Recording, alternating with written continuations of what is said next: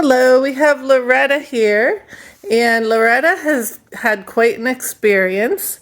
Um, Hi, Loretta, how are Hi, you? hi. Nice to meet you. And how are you doing? Good. That's good. Um, Tell us how you got into the situation. Were you sick for a while, or what happened? Well, I was 41 years old and I had had a heart attack. And it was a massive heart attack. They call it, it's on the right ventricle, and they call it widowmaker. And most people who have this heart attack, they don't survive. Well, I was, guess you could call that the Lord wanted to make sure I was alive, and so I did. And so, medically speaking, by the doctors and the nurses up at West Penn Hospital, I should have been dead. I shouldn't have survived. So, to give you an idea, what happened to me was that I woke up that morning and I didn't feel exactly right, but I thought, okay, it was around 5 o'clock in the morning. And then I just, I lit a cigarette and I put it down because I was a smoker. And I lit a cigarette and I sat it down. And I thought, something's not right here. And I don't know. I went in and went to the bathroom and I came back out and I woke up my husband. I said, I think you need to call an ambulance. He says, what's wrong? I said, I just don't feel right. Something's wrong here. And then it hit me that I started getting a pain in my back. Not down my arm, not down in through my chest, in my back. And the pain in the back was really excruciating. I woke my son up and he started rubbing my back. Well, by the time the ambulance got there and they got me into the ambulance and we started, they lost me.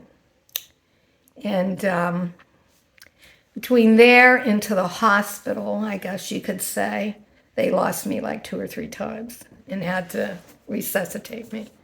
They got me in the hospital, and when I woke up the one time, it's like, I woke up and I looked around and I thought I saw, light, and then the light went away again. They lost me again. And that's when, I remember about Jesus coming. Oh, wow. What? And So, then and were you really religious before all of this? I was a Christian. I believed in Jesus Christ. Okay. And I always believe, Jesus doesn't just use somebody who's a faithful servant, Right. has been in church and all that. All through history, he has taken individuals through the Bible. All the people they've all had flaws, Right. So we here upon this earth, we have flaws too. Yeah, as a human, we're Yes, we flawed. do. And so, I mean, it took me a long time to get around that Jesus came to me, but he did. And so I'm Wow. grateful. Did I know he was standing there? Yes. I was in green grass. That's the one thing I really remember, green grass. And I never knew what green meant. But in the Bible and through Christian history, green means renewal. That's what green, does. So I always, I remember green grass. And so, and then there was a road there. And on the opposite side, it was really dark. Oh, The wow. clouds like purplish and black. And I could see like this, like a house with a fence, there. And I looked at, it's not even so much as looked. He didn't talk to, I didn't speak to him and he didn't speak to me like we're talking. It was just like our mental thoughts together. Okay. And I said to him, I said, Jesus, I said, you don't need me. I said, Natalie and JC need me. Those are your children? Yes. And I said, they need me. And it was just like he said, okay. And I knew, and I sort of like looked around at him and I could see he was in his feet, bare feet. And I was in my bare feet. Oh, wow. So he was in his bare feet and I was in my bare feet.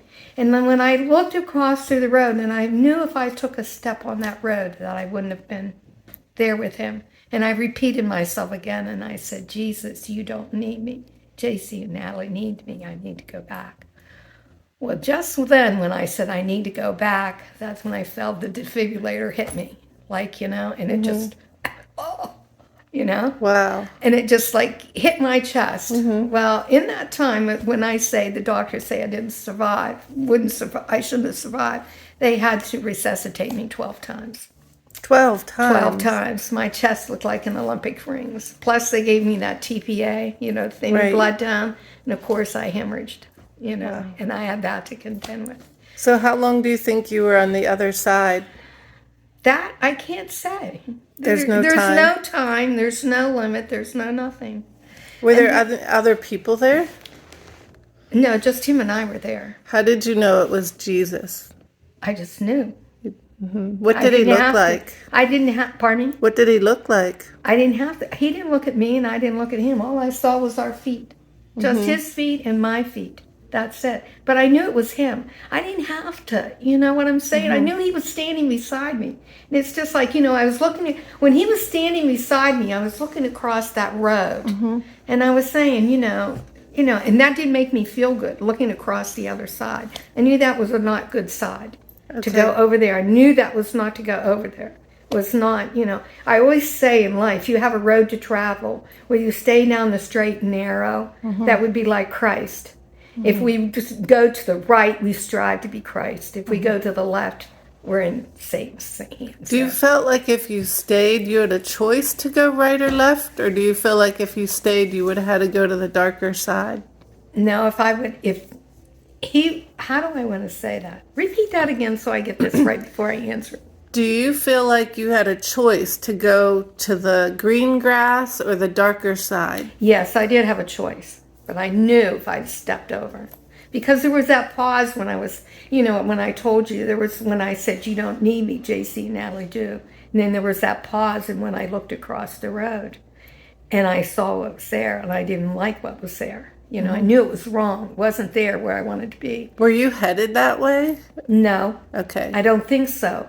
But I think, other people that I've read about and other things I've read, God lets us see, There is, a path to him. Right. And there is a path to hell. So you can choose once you're on the other side. Yes, you choose. God gives us a free will to choose. This is where you're at in life. Everybody has a free will to choose.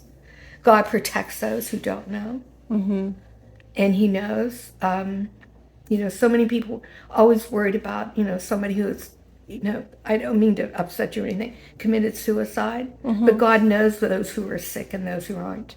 Right. He knows their mental, right. capacity. And that's, they're not well. Right. We may not see it. You can't see those things. We don't see it, but God sees it.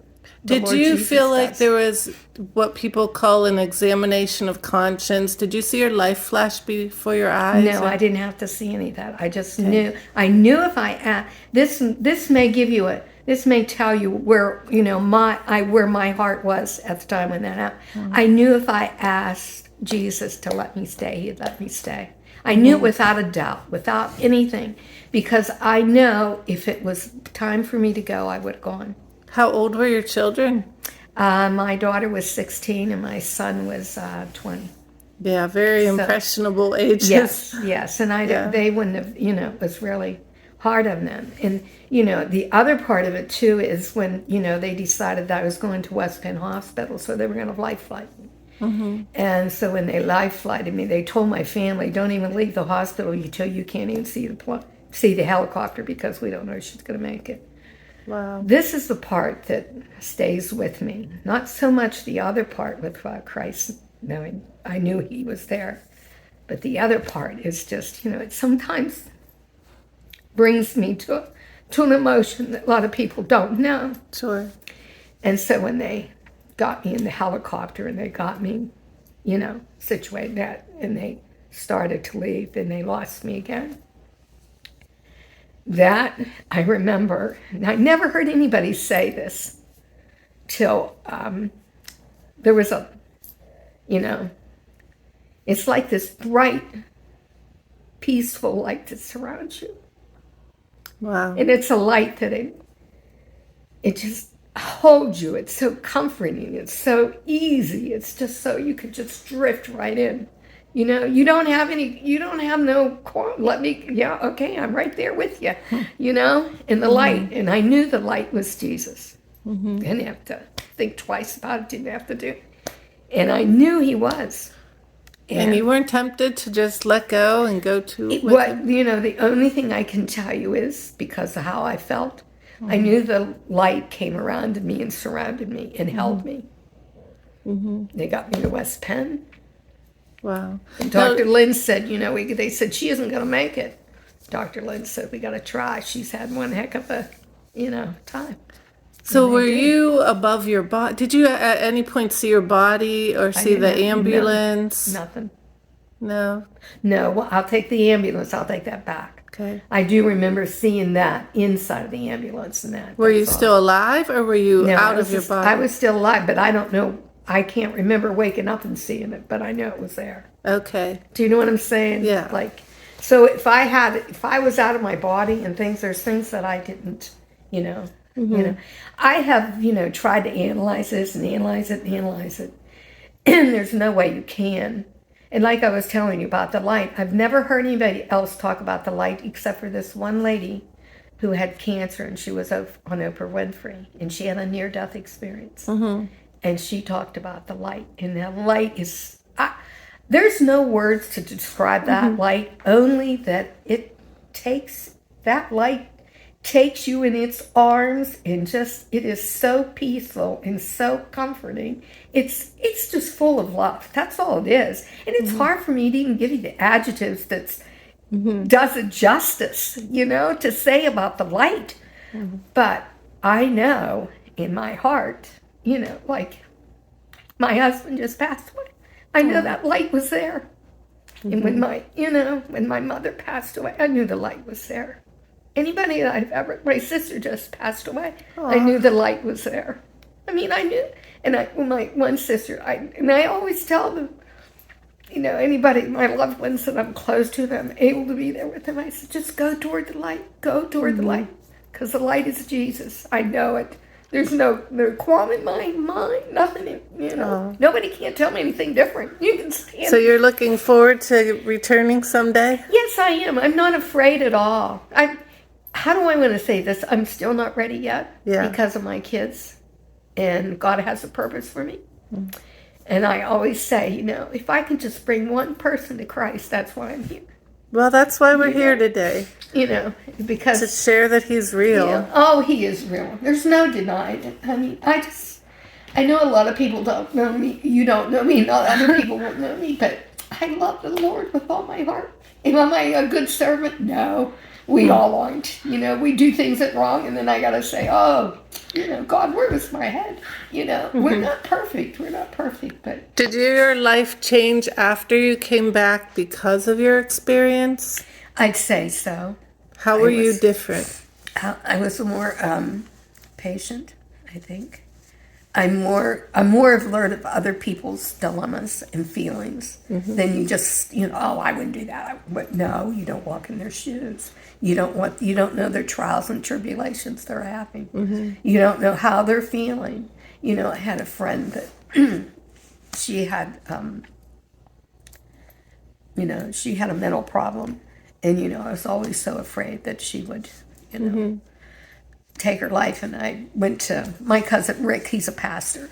And I went to Rick and I said, Rick, if she does this, what's going to, he said, God knows she's sick. There's allowance. They say, when you just automatically deny Christ out of your mouth, that's the bad thing. When you deny the God Almighty, you're an atheist. Those are the bad things. Not those who are ill and sick and they don't know.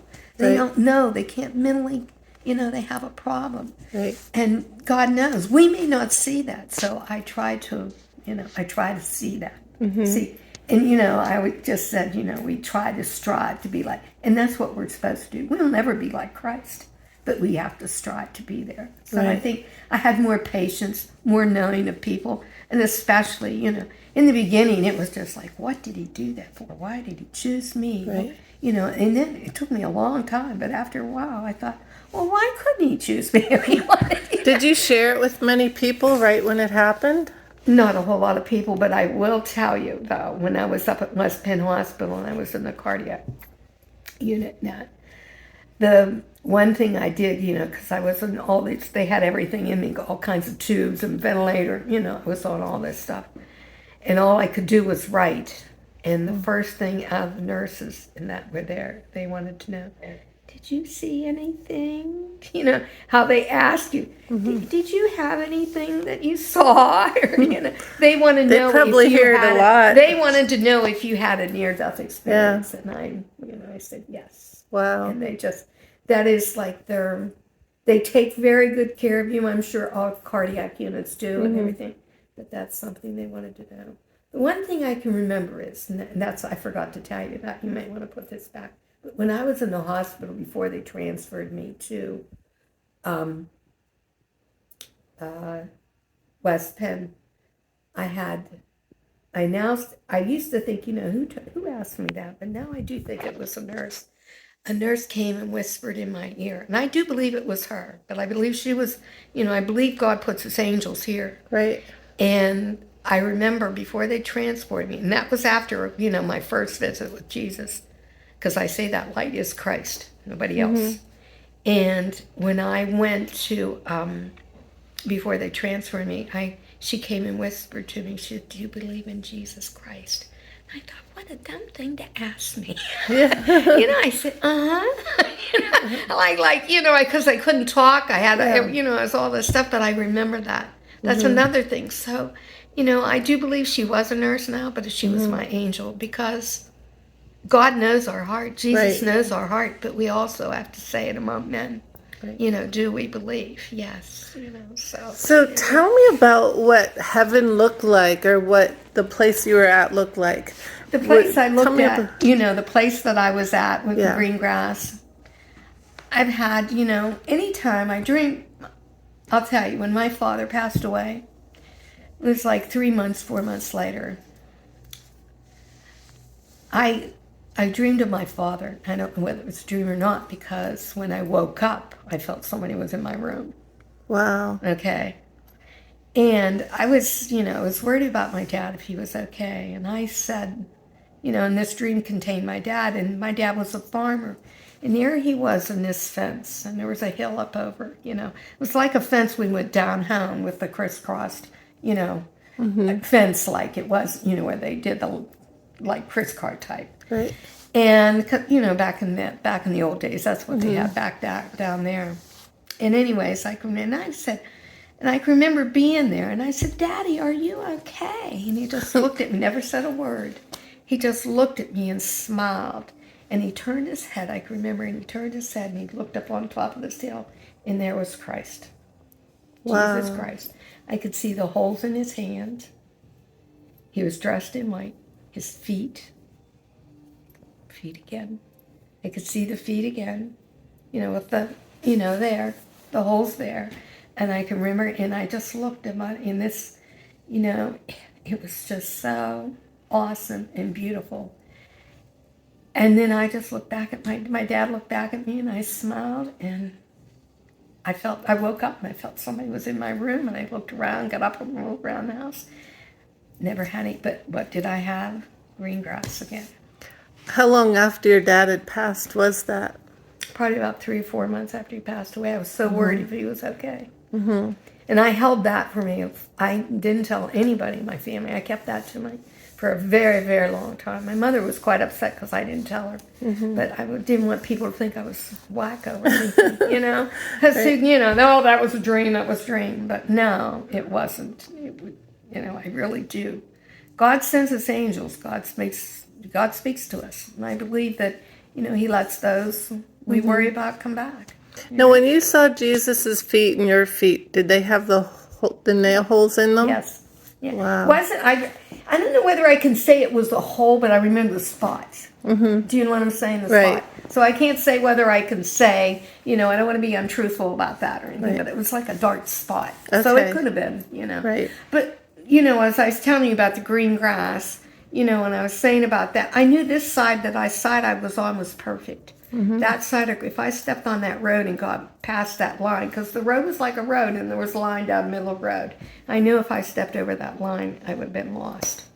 Wow. And I don't know whether I would have been died or whether I would have gone to heaven or what, even though I believed in Christ, I don't, I didn't maybe profess it so much, like I should have, or, what I did. But like I said, I just knew, and I knew where I was. And I also knew if I asked Jesus to let me stay, that I would have stayed.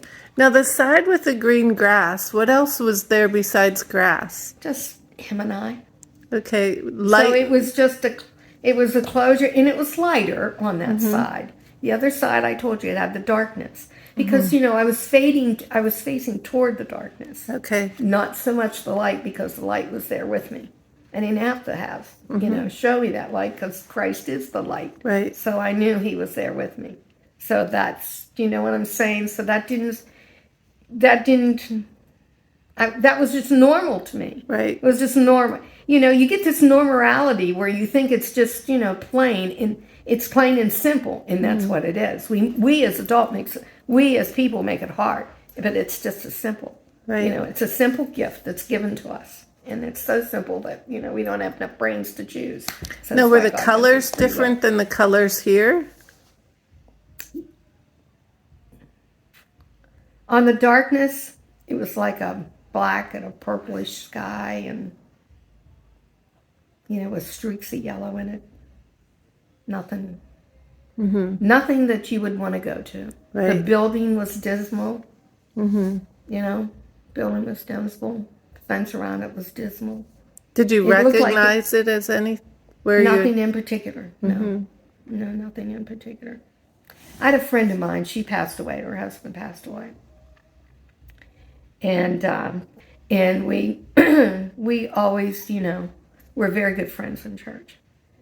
And her husband was an alcoholic, and he had a near-death experience. And she told me about it, and he went to hell. Wow, what did he see there? Nothing but fire and agony. He was going down the steps, and he kept yelling, for Jesus to come and get him. Jesus, come and get me. So he got another chance. He got another chance, yes. Did he change? Yes, he did. Wow. You can't, some people will change. Some people can't believe that they're chosen for that. Some people, can't. They'll say, why me? They're afraid to change, but that's what I said.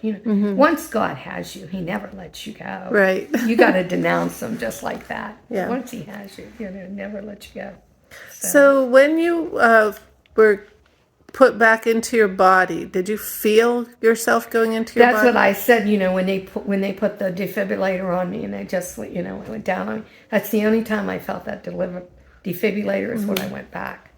Okay. After I asked Jesus not to let, he didn't need me now, JC Natalie. So you went back right before the defibrillator, not right after. Yeah. So I never felt that defibrillator any time at all, except that one time. Never felt it at all. Wow. Nothing from the time, even when they used the defibrillator on me again, even when when the light, with the light, I can't even, I just, if everybody could, I don't know how to describe it, give you the adjectives for it, but I'm just telling you, that's why I tell everybody to walk to the light. Don't be afraid to walk to that light. Did your dad, the dream of your father, was that before or after your experience? Before.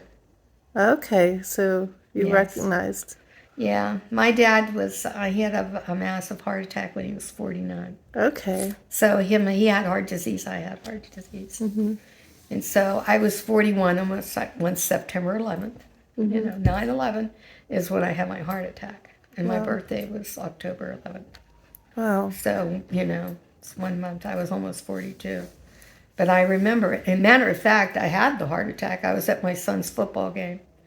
And he was coaching. And I went to the game, and I had a heart attack then, up in the bleachers. But I got through it. When I had the second one, I did. They lost you. Yeah, they lost. I went home. I was home. I went to sleep. And something. And, that's just, I always say God was there, too. I would have never, any other time, I would have never done that. But that was God that said, okay, Loretta, you need to call. You don't know. You think to yourself, how did I know to do that? How did I? We know. God lets you know. That's why I said, I have, my experience is different, but everybody's is different. Nobody's is the same. Nobody's experience is the same, because if we're all the same. Right. So you kind of knew that you were going to die, or you knew Jesus wanted you to call the ambulance? I knew that Jesus wanted me to call. Yeah. I knew it was told to do it. It was in my head. Wow. Told my husband, I think you better call an ambulance for me.